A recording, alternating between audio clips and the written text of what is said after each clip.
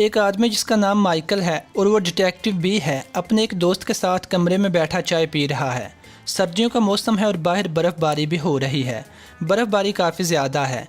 Michael चाय पीते पीते खिड़की के पास आके खड़ा होता है ताकि बाहर के मंजर से लुत्फ़अंदोज़ हो सके, लेकिन बर्फ़बारी इतनी ज़्यादा है कि मुश्किल से 10 फुट तक ही नज़र जाती होगी। लिहाजा माइकल दोबारा आके अपने दोस्त के पास कुर्सी पर बैठ जाता है और दोनों बातें करने लगते हैं।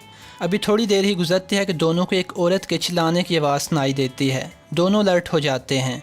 माइकल खिड़की से बाहर देखता है कि पता चल सके कि किस्सा क्या है और आवाज़ किस मकान से आई है, लेकिन बर्फ़बारी की वजह से कुछ देख नहीं पाता। दोनों बड़े अटेंटिव होकर खड़े हो जाते हैं कि चीख दोबारा आएगी तो अंदाज़ा लगाने की कोशिश करेंगे, लेकिन चीख दोबारा नहीं आती। कुछ देर दोनों खड़े रहते हैं, फिर जाके बैठ जाते हैं और दोबारा बातें शुरू कर देते हैं। कुछ देर बाद फ़ोन की घंटी बजती है।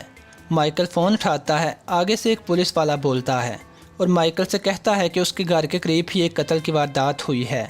पुलिस वाला उसे घर का एग्जैक्ट एड्रेस देता है और कहता है कि वो जल्दी जाए और जाके इब्तदाई कार्रवाई शुरू करे। माइकल और उसका दोस्त मौका वारदात पे पहुंच जाते हैं, जो कि उनके घर से थोड़े ही फासले पर है। वहां पहुंचने पे उन्हें एक औरत की लाश मिलती है। माइकल देखते ही समझ जाता है कि औरत को चाकू के वार से कत्ल किया गया है। मौका वारदात पे औरत की डेड बॉडी के पास उसकी एक मुलाजमा और एक मुलाजम भी खड़े हैं। औरत का मुलाजम, जिसका नाम केवन है, वो इस वक्त ड्यूटी पे था, जबकि उसकी मुलाजमा अपने घर में थी। मुलाजमा का घर कत्ल होने वाली औरत के घर के बिल्कुल सामने कोई 20 गज के फासले पे था।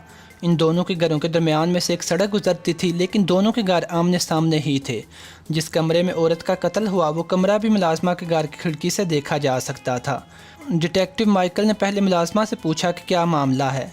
मुलाजमा ने कहा कि वो अपने घर में काम कर रही थी कि अचानक उसने अपनी मालकन के चिल्लाने की आवाज़ सुनी। जब उसने खिड़की में से देखा तो मुलाजम केवन मालकन पर चाकू के वार कर रहा था।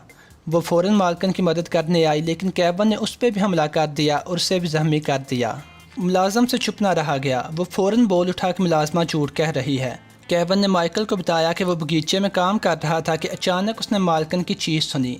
जब वो कमरे में आया तो मुलाजमा मालकन पे चाकू से हमलावर थी। मैंने मुलाजमा से चाकू छीना, लेकिन मुलाजमा ने मुझ पे भी हमला कर दिया।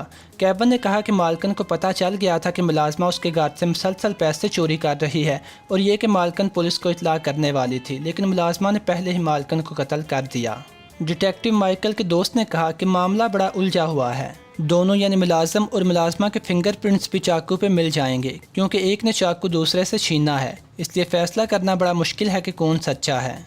डिटेक्टिव माइकल ने थोड़ी देर के लिए सोचा और फिर अपने दोस्त से कहा कि वो मुलाजमा को बाजू से पकड़ के अपने साथ ले चले। यकीनन ये झूठ कह रही है और ये कि मालकन को कत्ल भी इसी ने किया है।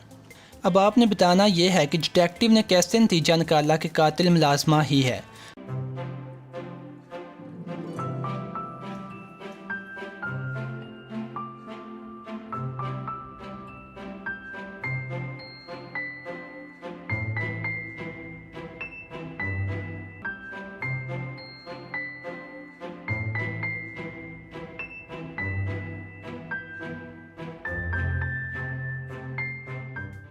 जवाब ये है कि डिटेक्टिव माइकल का घर भी मालकन के घर के करीब ही था और चीख उसने भी सुनी थी, लेकिन जब उसने खिड़की से बाहर देखा तो बर्फ़बारी की शिद्दत की वजह से तकरीबन 10 फुट से ज़्यादा आगे ना देख सका।